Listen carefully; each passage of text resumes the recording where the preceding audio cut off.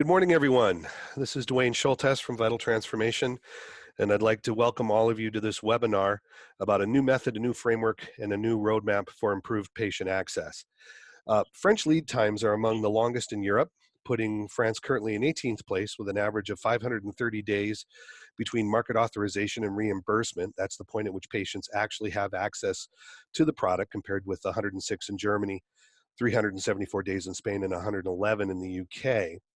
And what we've had is a strategic council for healthcare industries, the Conseil stratégique de l'industrie de santé, the CSIS in France, which has been supported by Prime Minister Édouard Philippe. And they've developed a government initiative in recognition of the need to improve patient access here in France, as well as boost the competitiveness of the French industry biopharma system at large. I'm sitting here at Lean, and I'm joined today by Eric Biziak of Lean. Good morning, Eric. How are you? Good morning. Fine, thank you. We're also joined today by David Watson, who's the Director of Commercial Policy at the ABPI in the UK. He's up early today. Good morning, David. How are you? Morning. Good. And from Spain, we're joined by Pedro Luis Sanchez, who's the Director of Studies Department at the Pharma Industry in Spain. Good morning, Pedro. How are you? Buenos dias. Hello, good morning. Very good, thank you. Thank you very much. So we've had about 100 of you register. Again, thank you very much. We appreciate it. We know there's a lot of competition for your time here the day before vacation for Christmas. If you're on the line and you're having trouble with your audio quality or with your internet connection, please feel free to switch between the internet and the phone. We've provided 30 international dial-in lines. You can switch and dial in. And during the last 30 minutes of the webinar, we're going to be taking questions from the audience, so please feel free to prepare your questions, and we'll happily take them as we can as we come towards the end of the webinar, and we'd love to have your participation and feedback, as well as any questions you may have as we go through the questions that we're having here in the discussion we're going to have. So with that, gentlemen, first thing I want to talk about here is the disparities among Europe that I discussed in my introduction. There are huge disparities and differences in market access. It's over 500 days in France, 300 days in Spain, and roughly 100 days in Germany and the UK. Eric, to you, what's driving this 500 days of patient access in France? Why is it taking so long? Many different reasons. I would say there is a main one which is never advocated, and I would like to start with this one. It's a budget dedicated to drugs, you know. It's clearly insufficient now. We have to recognize that, you know.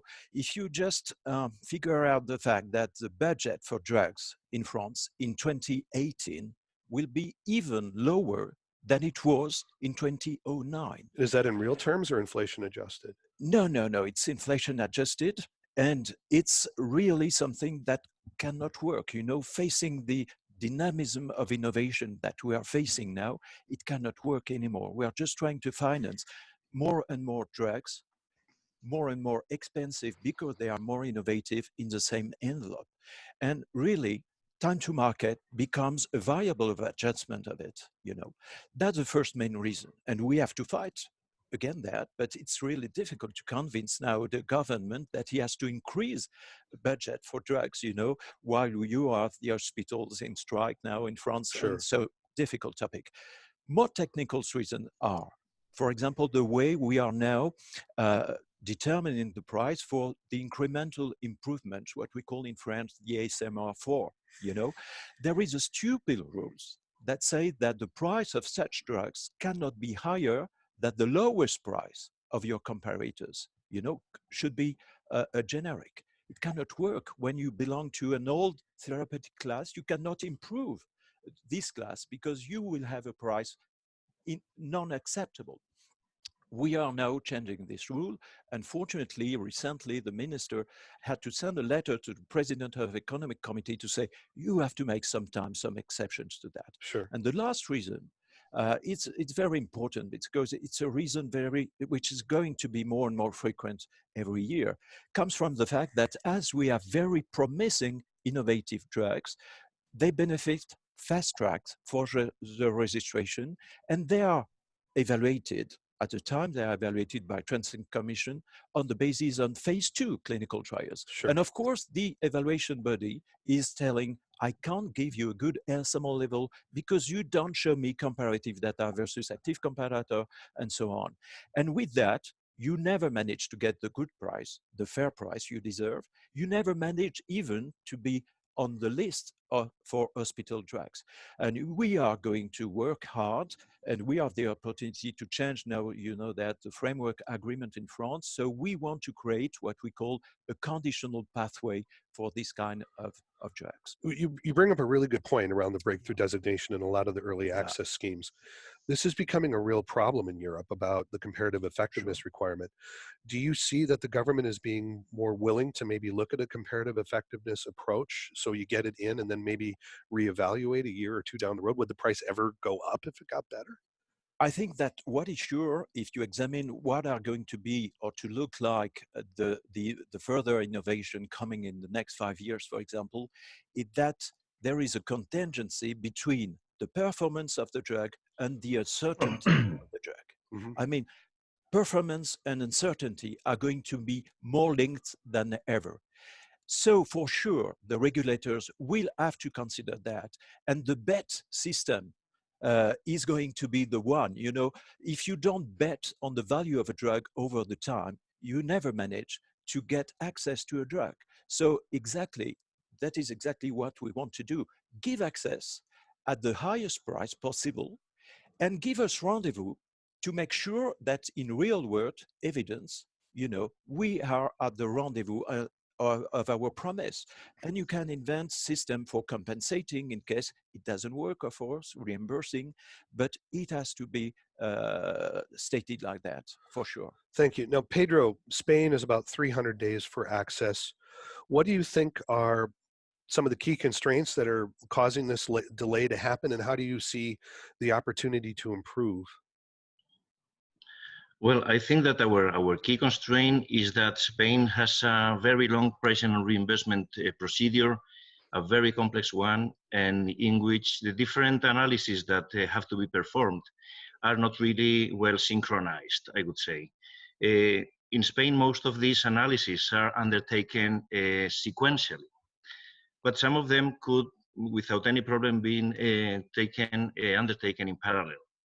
For example, in Spain, you have first part of the pricing and reimbursement procedure is mm, to undertake the what is called in Spanish the therapeutic positioning report. This report is some kind of assessment of the relative clinical value of the drug. So it is not necessary, it's not really necessary to have this therapeutic positioning report finished before starting the economic assessment. Some part of the economic evaluation could be started in parallel with the therapeutic positioning report. In Spain, I think it would also be important to clarify the assessment procedure, both the clinical and the economic part. I think adding a higher degree of transparency in the procedure would definitely help to make it more agile. And I understand that other countries are able to manage this their pricing and reimbursement procedure in a much more efficient manner than we are able at the moment. You mentioned more transparency. The Spanish system is also unique in that the regions do have a lot of autonomy. Do you Yep. see the opportunity for some of the regions to do more experimentation? Would the central government be willing to do that given the political climate with what just happened in Catalan? Would there be some willingness to look at that, or is that probably off the table for a while? No, not really. I think in Spain the system is really dual. I mean the regions have very important powers in the regulation of pharmaceutical access. It is true that pricing and reimbursement procedure is unique for the whole of Spain, but then real access or actual access to the drugs is a matter of the regions. So the regions definitely are having and will have a very important role in the process for sure. Yeah. Thank you, Pedro. Now, David, you're the champion here, 111 days of access in the UK, but I'm sure from your standpoint, that's still not good enough. Why do you think the UK is faster, first off, and what are you trying to do even to improve that from where you Okay, are now? thanks, Stuart. So, I mean, there's always a tendency when all countries look at metrics that they potentially sort of ignore the metrics that are good. I mean, there's no doubt that the UK has traditionally managed to get products at least on the shelf faster, and that's for a number of reasons. And we tend to you know, we tend to sort of obviously follow European approval. We don't really have a reimbursement system as such, so most new medicines entering the market are automatically available without going through any kind of pricing body. We have freedom to set list prices on new products, so all of that sounds very good. Of course, the problem is that the average of 100 days, I think it's slightly longer, obviously, for medicines going through NICE, going through the HTA process. So they typically would take 6 months after Sure. marketing authorization. The medicines that don't go through NICE are sort of automatically reimbursed. But of course, that doesn't mean that they're widely prescribed. And I would suggest that the issue perhaps in the UK compared to other markets is even after the product is sort of technically on the shelf, there can quite often be longer delays to getting kind of realistic uptake rather than potentially in other countries. So I think there's a question here about is the focus just on access, or is it actually on sort of uptake over the course of the few years after products are launched? Those are clearly two different things. And obviously, some of the indications that would be going through NICE would be more the experimental oncology portfolios, the CAR Ts, the gene therapies, et cetera. So do you see a big difference then with the more innovative products taking longer than, I assume? Generally, yes, and in fact, but overall, NICE has sort of shortened its timeline. They've put Sure. more resource into the HTA body in England, and we welcome that. And in fact, in future, NICE will assess almost all new medicines will go through NICE, or all significant new medicines will go through that process. So, you know, the industry kind of has liked that sort of model. As I say, the problem is not that part of the not that part of the sort of pathway. It's what happens after that when we then get into, you know, post access, but we get into sort of tough commercial discussions with our health service. That's more where our challenges are, rather than getting the product sort of formally available. Yeah, and there's been some regulation specifically related to the UK and post-market access, which we'll get into a little later. Yeah. But yes, obviously, those are things that are going on.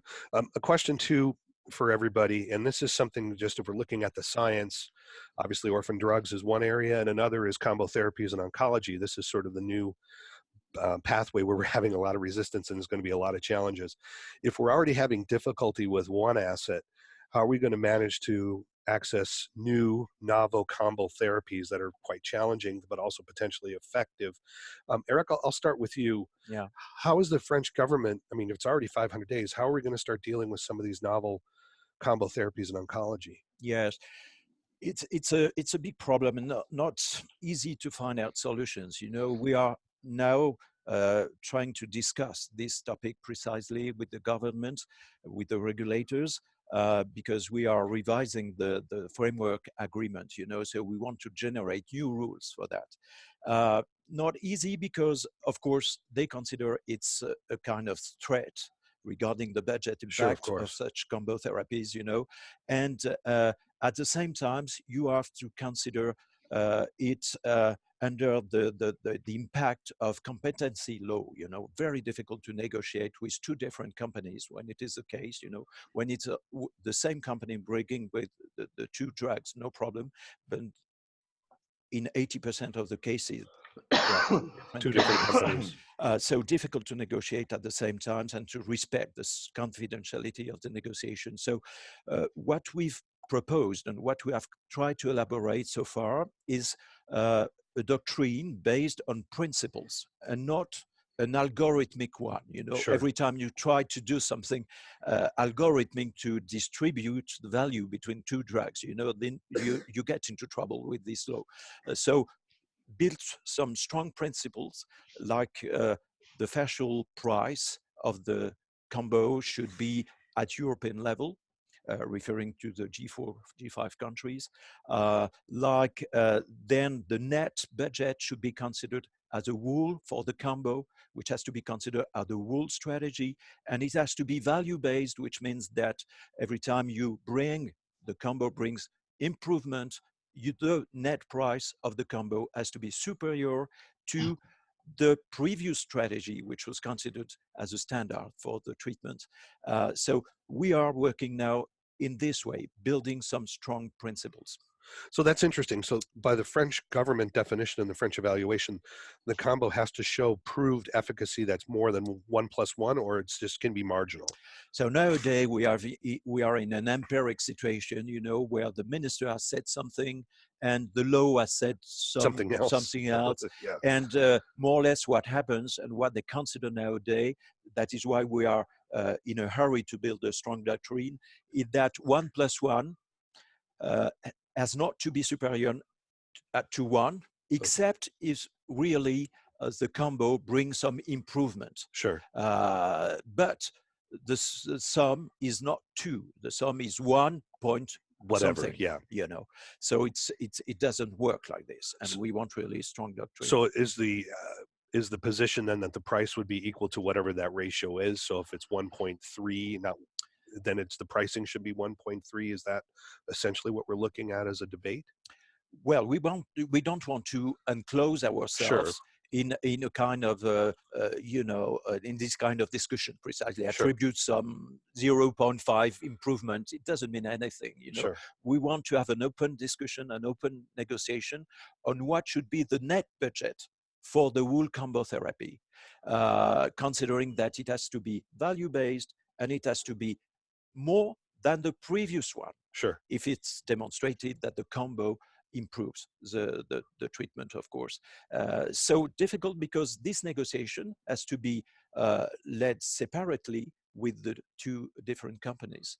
And the unique who says exactly what was the net cost of the net budget of the previous therapy is the economic committee. So confidence has to be in it, you know, in the deal.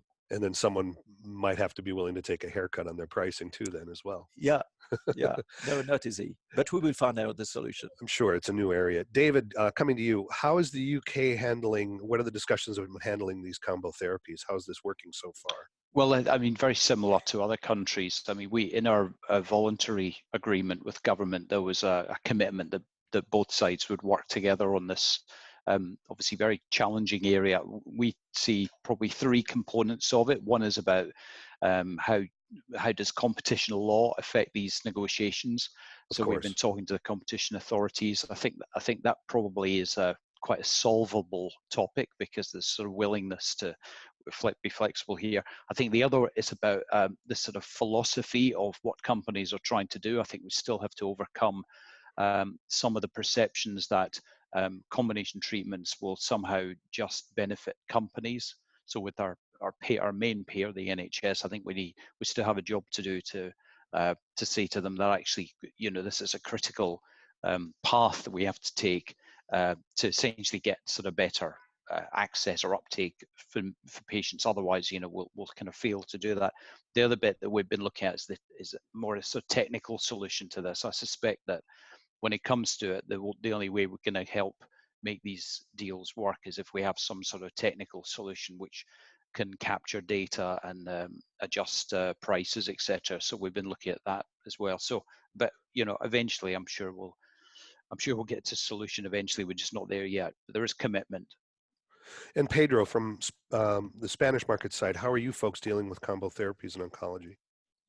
Well, to tell you the truth, I don't think Spain is really the country with the most advanced approach to this problem. I think we have really a clear challenge that economic regulators are already facing and will be much more important in the near future.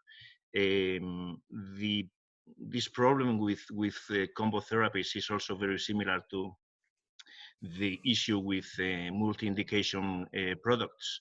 I mean, in the case of Spain, the main problem is that it is not possible to have different prices for the same molecule, irrespective of its number of indications. So at the moment, regulatory solutions quotation mark, is just you have a new indication, so the price of the product is reduced by a specific percentage of the price. So this is not really something that can be maintained in the future, and it should be promoted a new regulation at national level. But we are, I am afraid, a little bit far away from finding a solution in Spain. Yeah, I think that Go ahead, Eric, please. Pedro rose a very nice, a very interesting point by evocating this necessity of having a price per indication system. I think when you really dig into the problem of combo therapy, you realize that we need to build a system with price per indication. It's really important. If we don't do that, we can't manage to find any solutions. So we are working on that too. And it's difficult because it's about the way you manage to track diagnosis, within the hospital system. It's quite easy to do it. In France, we are not yet able to do it all over the territory. But when you come to the ambulatory system, it's really difficult. Sure. But price per indication, it's a way we should go through. With the AIDS drugs, the AIDS combo therapies that were rolled out, particularly by GSK in the late 80s and early 90s, would that potentially be a model where you actually take the combo therapies and then you bundle them together? Similar to what you're saying is an indication, but with a certain amount of negotiating space. I mean, would that potentially be a way to go? I'm not sure if everyone's familiar with how that was rolled out by Peter Young, who was the head of commercial at GSK when he came up with those. David, are you familiar with that, or am I? Yeah, I think maybe the difference is if you've got essentially if you've got a package of medicines which are always going to be used together, and you're not sort of there isn't any kind of cross subsidy to other indications. I think that's maybe the problem in cancer, is you're trying to take potentially one molecule in a combination, but the same molecule in non-combination. And essentially, Sure. it has been said, the kind of first solution you need is multi-indication pricing, which then becomes the platform to have a kind of combination discussion. And again, I'd like to remind, we've got 50 people on the audience now. Thank you very much. We are taking questions. If you push the Q&A button, I've got 2 questions that have come in. We'll be taking questions a little later. Please send them in. We'll be answering those, and we very much look forward to having your input. David, speaking of, we're talking about combo pricing, and now also I'd like to bring in the UK Cancer Drugs Fund. Does the UK Cancer Drugs Fund make a accommodation for combo pricing? And also, it went through a radical overhaul recently. How does it do now about bringing novel indications to patients? How does it work? So, well, on the overhaul, so you're right, we're kind of on our version 2.0 Cancer Drugs Fund. I mean, this was a political decision to introduce this fund in England a number of years ago by a previous Prime Minister. And I think that the latest version of the Cancer Drugs Fund is definitely, I think the process is, I think, much clearer for companies. The idea now is that the fund will allow sort of conditional availability under certain confidential deals with companies, and that products would sort of potentially go through the Cancer Drugs Fund for funding for 2-3 years and then exit and go into kind of routine commissioning. At the moment, is that a license under evidence then? Is that really what we're looking at? It's not license under evidence. It's a case of using the Cancer Drugs Fund to sort of test for further evidence. But the products are still kind of fully licensed, but they haven't yet had the sort of full HTA approval. So I think the latest fund has certainly had one success, which is that compared to other commissioning routes in England, medicines going through the Cancer Drugs Fund are better, or it's easier to reach appropriate levels of uptake. So they're more likely to be used in the patients who are eligible than if medicines are otherwise commissioned in hospitals or in the primary care system. The Cancer Drugs Fund has the best track record of getting products available relative to other channels. Are there any empirical studies about that, about the access pathway being more tractable? Are you aware of anything? The ABPI, in fact, we have an exercise going on at the moment between the government and the NHS and the ABPI, the industry association, and we're looking at this question of what are the routes, what are the channels through which uptake is best in the UK, because we have a history of being a bit sort of low and slow. So we've been working with IQVIA on this as well. So we have some data which hasn't been published yet, which looks at the sort of relative performance of these channels. And certainly the Cancer Drugs Fund appears to be your best opportunity to get uptake is through the Cancer Drugs Fund. There is a broader problem, I think, with kind of ring fence funds, though, which is what's the right budget for the fund and what happens Right. when it overspends. And at the moment, certainly up to date, the Cancer Drugs Fund has managed to stay within its budget, and that's partly because medicines have come in and gone out again. In future, we think, given the pipeline, we think it's likely the Cancer Drugs Fund will overspend. And then of course, we have a conversation with government saying, well, will they put more money into this? Where does that money come from? Our new government also committed to, just in its manifesto, the new government that's come in this week, literally, committed to expanding this fund to non-cancer medicines as well. Oh, that's interesting. And has said that they'll put more money into it. So we're expecting this innovative medicines fund essentially will be a expanded cancer drugs fund. Is there any sort of scope for that? Is it gene therapies? Is it advanced therapies? Or is it just a talking point right now?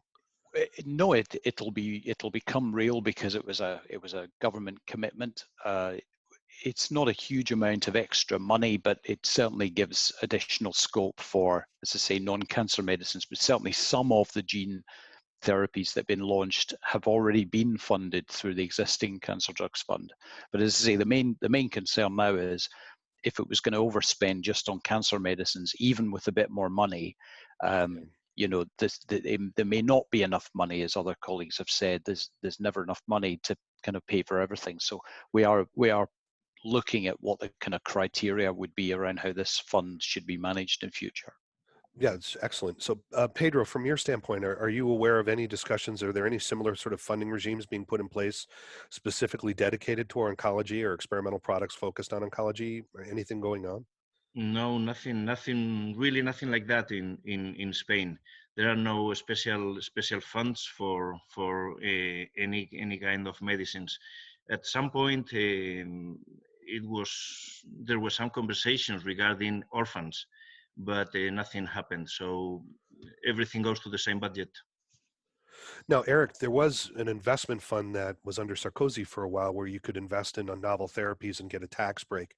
Is there anything like that currently functioning for innovation in France? No, what they have done previously with the new treatments for Hep C was a kind of aggregate, but it was not a fund, it Sure. was an aggregate where they put all the revenues of such drugs, taxing them.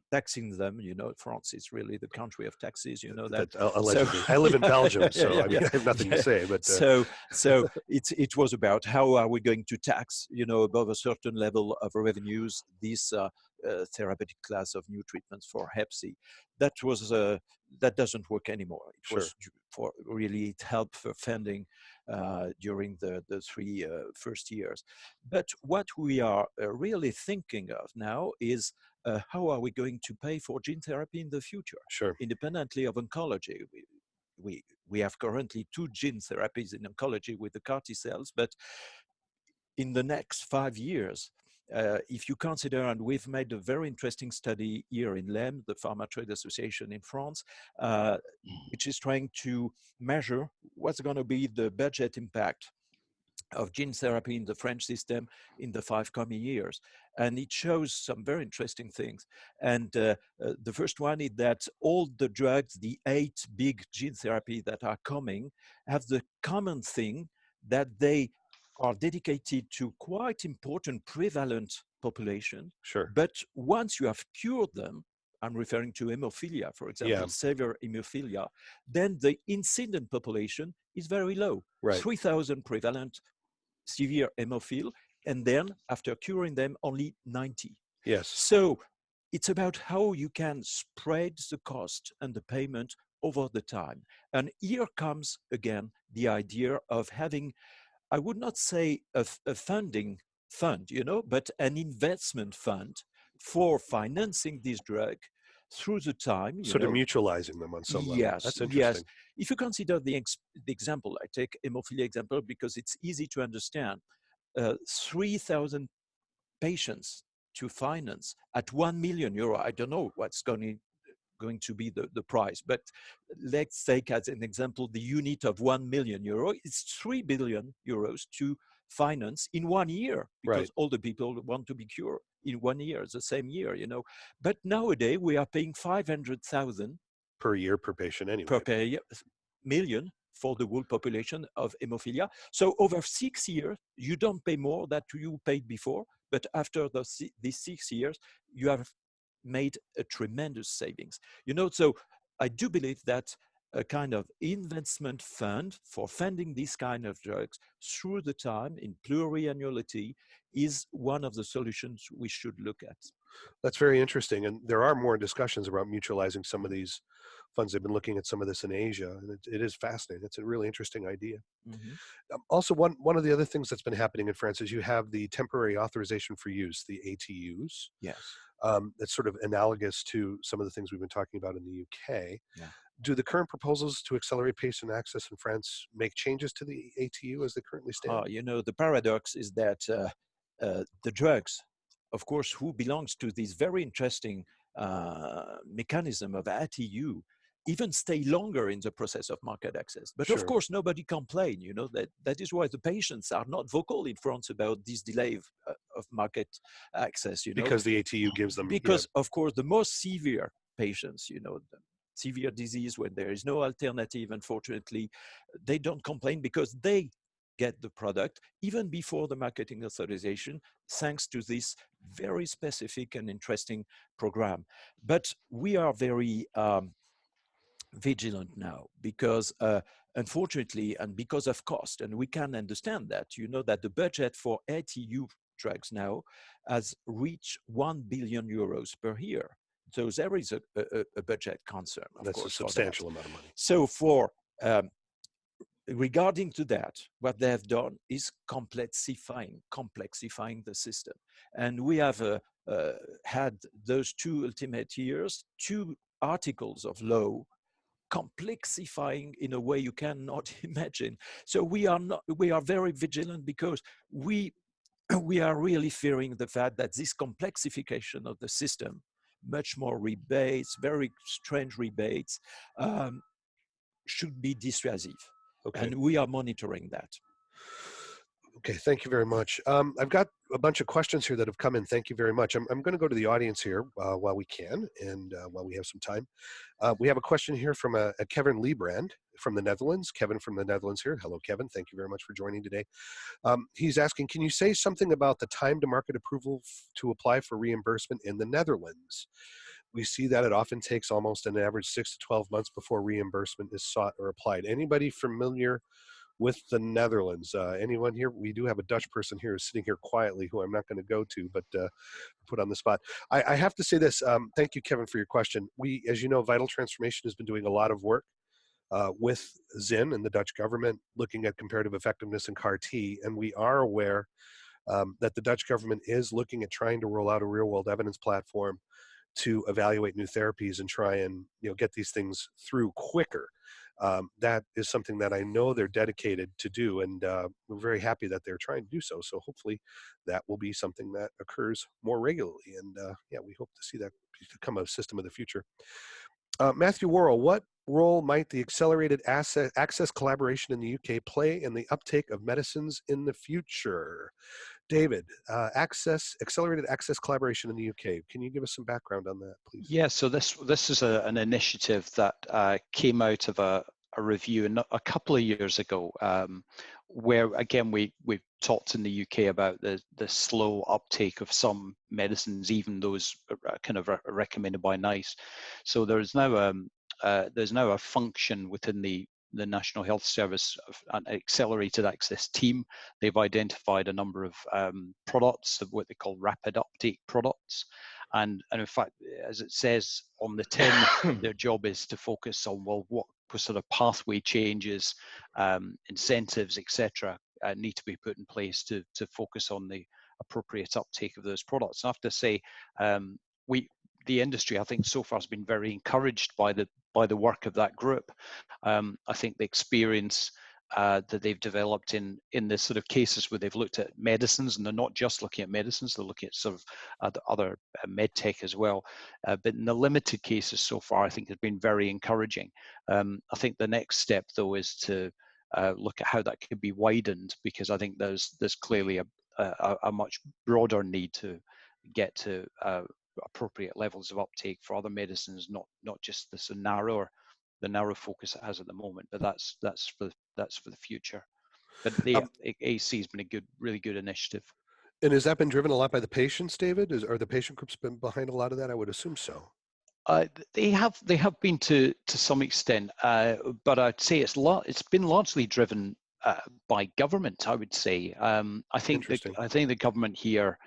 I mean, I'll come on to talk about Brexit, but I mean, there is a balance here, because I think the government has heard the industry's sort of complaints, if you like, about the challenges in the environment, and I think certainly through the most recent voluntary scheme, I've been putting more effort into this, and the AC was certainly one of those initiatives, and there are others as well. There's also a commitment to improve uptake of 5 highest health gain categories of medicines, which is another commitment we managed to get in our last voluntary scheme.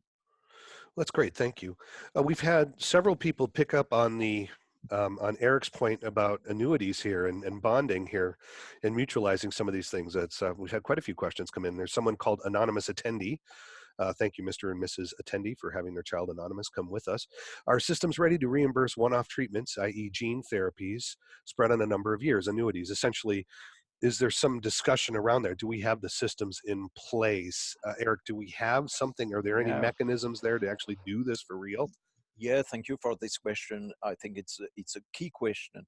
You know, once you try to objectivize what's going to happen with the arrival of these 8 big gene therapy in the 5 coming years, the first constatation that you do is that the current system for regulation is not adapted at all to that. I mean, I'm personally convinced that we are living now the end of the old system, which was based on room for innovation. Right. Room for innovation, which means that you are just, and it was very nice. It has worked during more than 20 years, but it consisted in paying innovation thanks to the regulation of major products. It will not be anymore able to work, with the gene therapies. So we have to find out new ways. I think there are 2 key things to consider in a new regulation system. The first one is time. We need time to fund. And that's very normal. Innovation costs a lot at short term, but brings a lot savings at mid and long term. And we have to integrate that in the way we regulate drugs, of course. And if you think of France, for example, we regulate all the system, even in terms of organization of healthcare, of offers, year by year with the social security financing law. So we have to really pluri-annualize the system. And the second thing to consider is uncertainty. I mean, with gene therapy, you are promising cure, which means something that you will be able to prove within maybe 60 years regarding children, for example, with leukemia, on the basis of phase 2 studies, 100 patients, 1 year long, or 6 months. Or 6 months. Yeah. So, I mean, uncertainty, again, is linked to performance. That's not a drama. That's an opportunity. We are, until now, averse to this kind of uncertainty. We have to learn to be clever with uncertainty, which means that this uncertainty will help us to build new payment system, new regulation system, giving, rendezvous during all the life cycle of the drugs in order to correlate the price with the things you have observed, the results effectively observed in the real evidence in the real world, I mean. And Mark Dooms has written in as well. Thank you, Mark, for your question, asking about annuities over time. David, I mean, you and the ABPI, you're very close to the financial community in London. The idea that you can mutualize a payment of cash flow, longer term, lower cost, lower interest, higher, shorter term money is more expensive. It seems like there could be an opportunity to try and build something here. Has ABPI had any discussions with any of the clever brains over on the other side of the city? In fact, we have, and you're right. There are some clever brains in the city who potentially spot opportunities in these things. I think what it comes down to, though, is, as Eric said, I think the need for these types of deals is more about uncertainty and outcomes.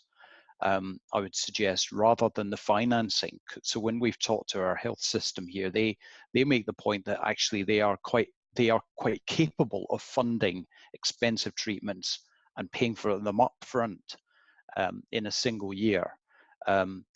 Because they have the cash, they're a government body. They would rather do that than in their view, pay an inflated sort of, inflation or interest level payment over the course of 10 years. However, that's, so from a financial point of view, they don't need this, but they do consider it, or they are considering it more from a sort of outcome and uncertainty. In other words, paying conditionally on the results. So I think it's really important to separate those two drivers for this. But certainly the health system, and in fact our treasury here as well, there have been discussions about how to make this work, and we have been part of some of those discussions as well. I'd like to expand this a little bit more, just because we've had so many questions about it, and it's intriguing because it does potentially solve a lot of the problems that we're dealing with funding some of these experimental, particularly oncology treatments. I mean, we have a problem with access, particularly with some of the broader EMEA countries in the EU28 on the other side of the major countries here. Do you think that potentially trying to mutualize or at least establish some form of this could be a way to improve access in some of the Eastern European countries who are currently lagging? Pedro, just quickly, I mean, what do you think? Does this seem out of the box, or does it seem potentially something that could work?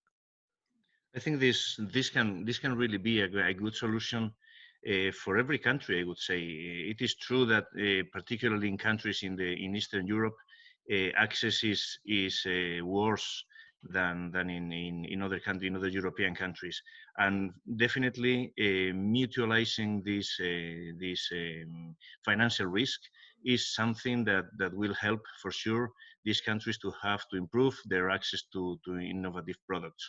But not only for these countries, I think this is something very useful also for us, at least in Spain, because given this dual nature of the pharmaceutical regulation in Spain, we have what we could call the primary access. Primary access being the fact that you get or you don't get a pricing and reimbursement is you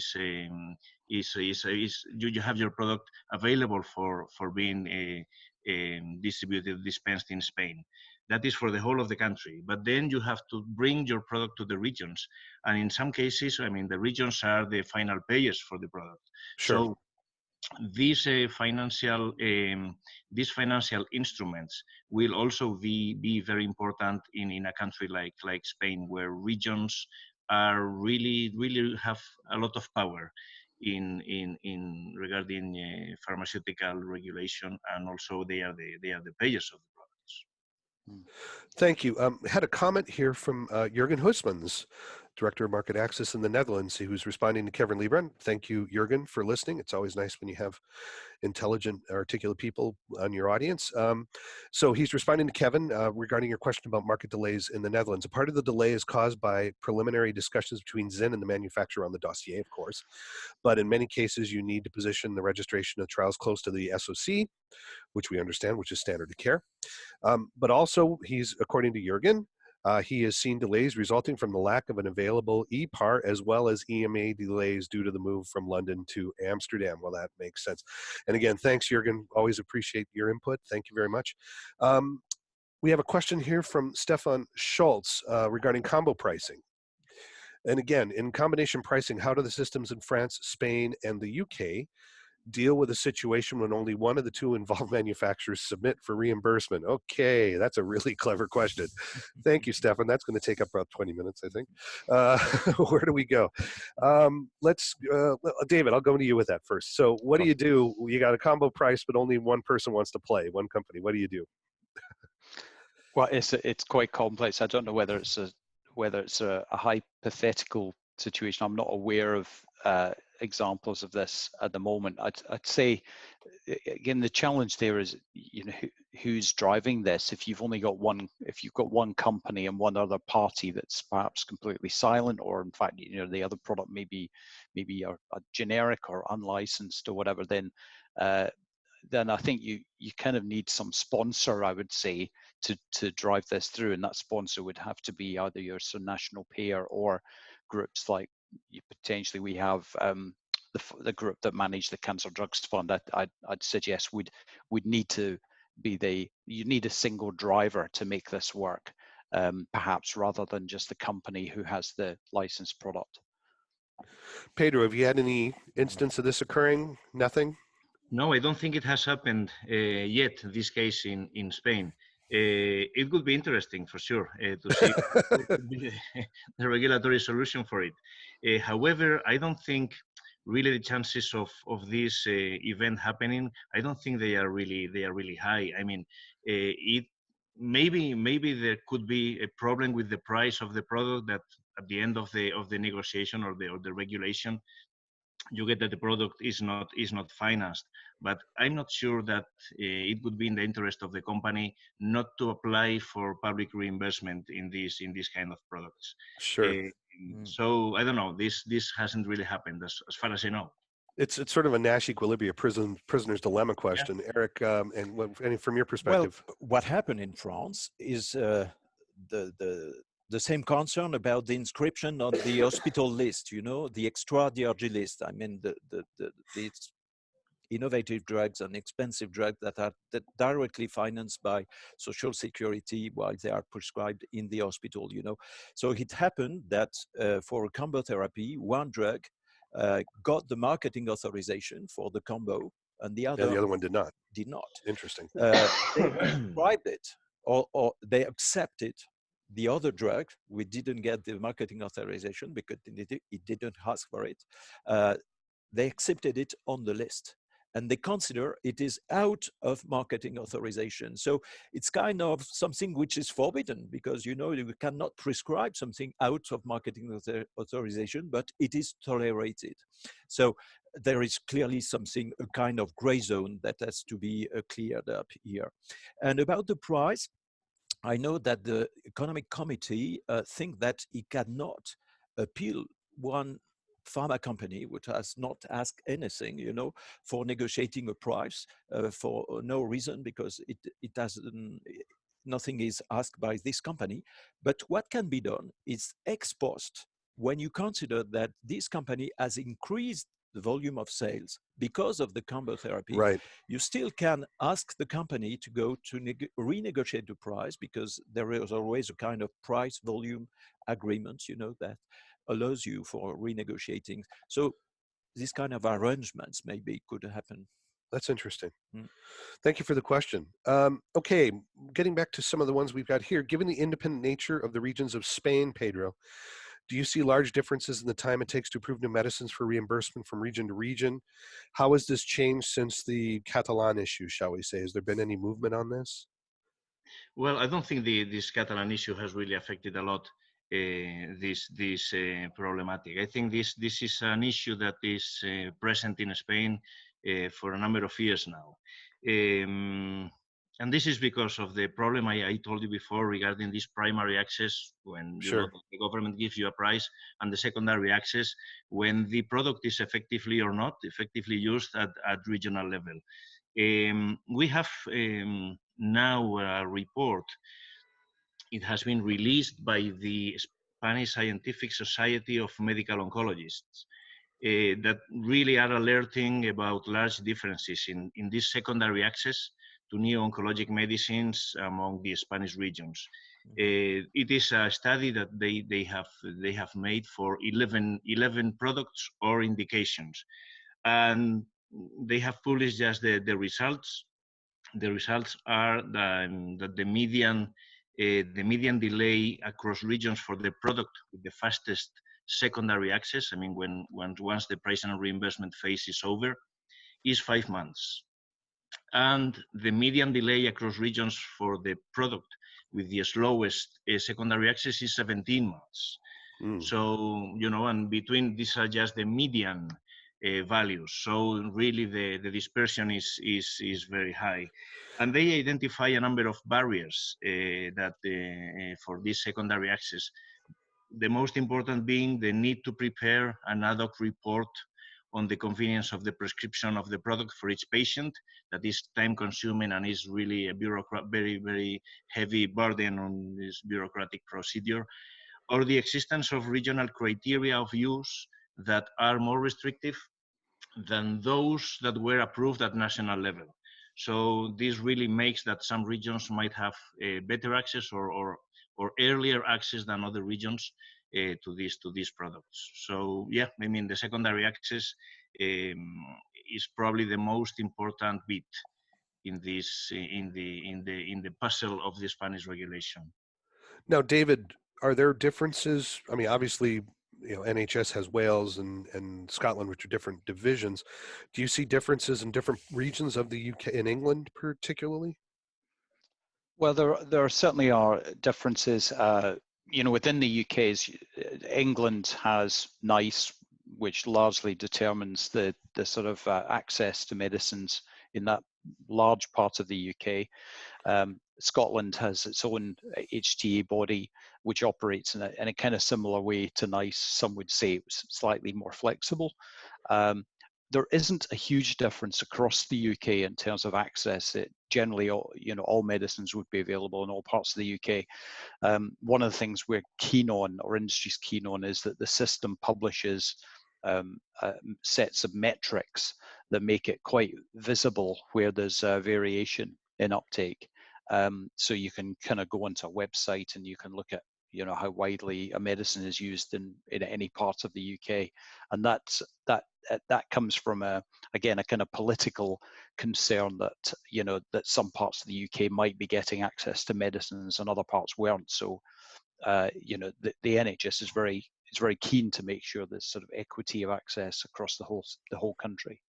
There was a lot of the practitioners were very unhappy about publishing a lot of those metrics. If I remember correctly, I read that they were not, the sort of comparatives from hospital to hospital and region to region was quite controversial. Has some of that died down a bit, or is that Yeah, still? that's right. I mean, in fact, there were examples of local newspapers getting access to this data and asking questions about why their hospital wasn't using a particular medicine, and sometimes there were good reasons for that.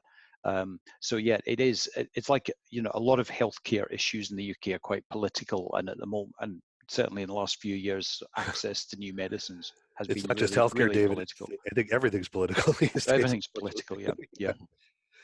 And Eric, from your standpoint, I mean, because if it works now, the National Cancer Center here in Paris has a tendency to sort of control access across the whole country. Is that generally pretty uniform then? Yes, France is a very centralized country. We've heard that, we're yes. not, yes.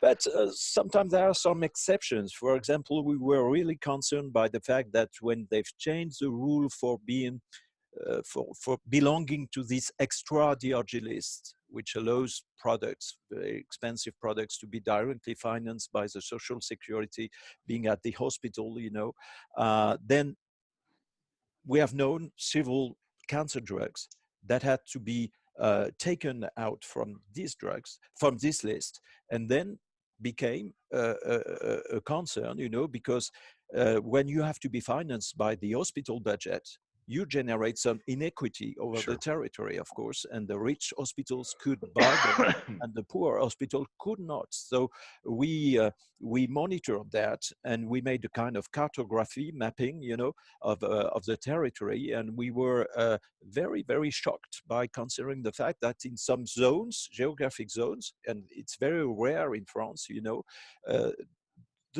even an important oncologic drug, recognized through the standards, were not present. That was really a problem. Oh, that's interesting. So we made a lot of buzz on that, and the political reacted. They had to, and now they are changing the rule. It will take some time. There is an experimentation on that which is running, and we are vigilant on this topic. Very interesting. Well, we're down to the gentlemen, believe it or not, ladies and gentlemen in the audience, we're down to our last 5 minutes. It's hour's gone very quickly.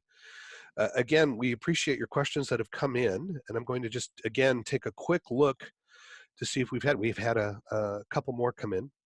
Jürgen Husmans again has written back. Hello, Jürgen. In many countries, we have successfully negotiated reimbursement for Keytruda. Yes, you have. As the required budget is also rising, many governments are growing anxious about how they will sustainably manage their total drug budget. Yes. What countries have experience in discussing this dilemma with their representative authorities? Yes. Specific products like Keytruda. Now, obviously, Jürgen, I'm sure you're aware that the big problem with Keytruda is the disincentive is the money that gets pulled out of the bone marrow units, because the bone marrow units lose a lot of money in that case. So there's a disincentive there from the practitioner standpoint. That's a particular case, and you can read our study in the BMJ about that. But okay, Eric, I'll go to you first. So what about specific drugs that are driving budgetary concerns? I mean, obviously the number one example is Sovaldi, where a particular drug caused a lot of problems, but actually saved money. If you look at Sovaldi, Yes, that's precisely the problem. I touched that before, but again, I think we have now regulation systems which are not adapted to the profile of the new drugs, very innovative drugs that are coming, because we are just able to consider them at 1 year. And we know that these drugs are going to modify the whole healthcare systems in terms of organization, generate efficiency through the organization system, generate tremendous savings, and our regulation systems are not able to capture that. Sure. So the main challenge is about that. How are we going to adapt our regulation system to give them more time, more pluriannuality again, to see what happens through the time? How are we going to adapt our system to make them able to capture the savings that have been generated by the innovation? For that, you have first to track them, and then to integrate them in the drug budget. That's not easy to do, but that's a strong challenge. And again, adapt the financing modalities. Paying through different years has to be done.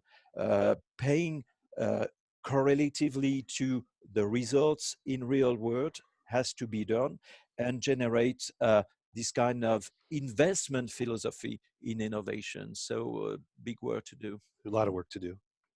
Final question for everybody. Thank you, Eric. Looking ahead 5 years for each of you, what changes do you see being made in your respective government process to improve patient access? Tangible solutions. Pedro, you first. What do you see happening in 5 years? Where do you see the narrative going? Where do you see things actually happening for real?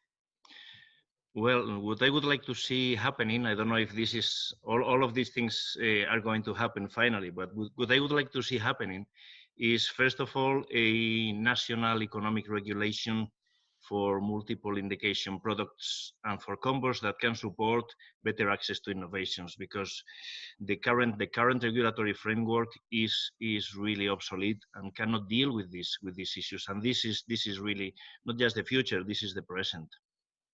Then I would like to see a wide use of real life data to prove clinical and also economic value of new products. And I would also say that that is also necessary to provide enough comfort to payers regarding the effective and efficient use of public resources. Here, I have to say that I fully agree with Eric. I mean, the current perspective of looking at the pharmaceutical product as an expenditure and not as an investment is something that needs to be changed, because the approach will be radically different. If you have a look at the characteristics of most innovative products, they are clear investment for the healthcare service, and they are treated as any expense, as if they didn't have the possibility to give future returns. The third thing I would like to see is really a wide implementation of patient registries. They are absolutely necessary to allow these changes to happen.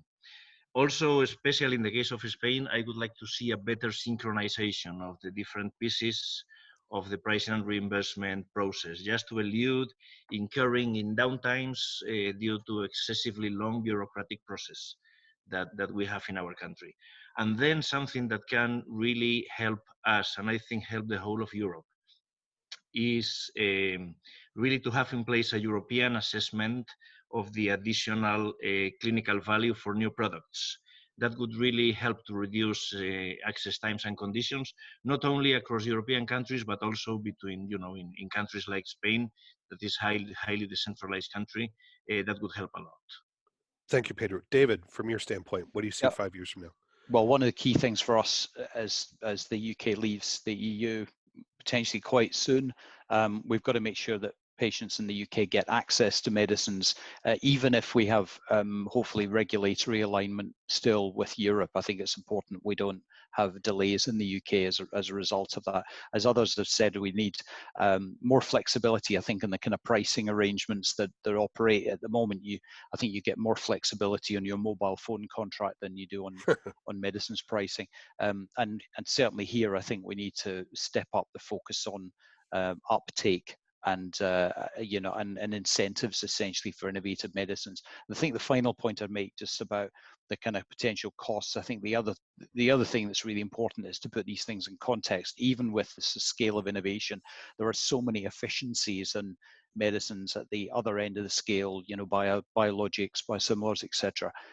Our medicines bill is growing at 1% at the moment, and that's even with funding going into ATMPs, etc. So I think it's important we have a kind of joined up view of what the problem is with governments as well.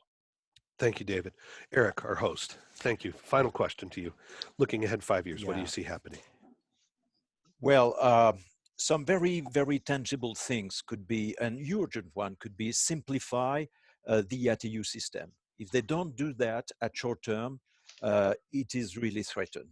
And if it is threatened, if it doesn't work, then patients are going to be vocal. The second thing is really to adapt again the regulation system, giving pluriannuality to the social security financing law in order to better prepare the organization of healthcare and the budget for medicines, at mid and long-term view.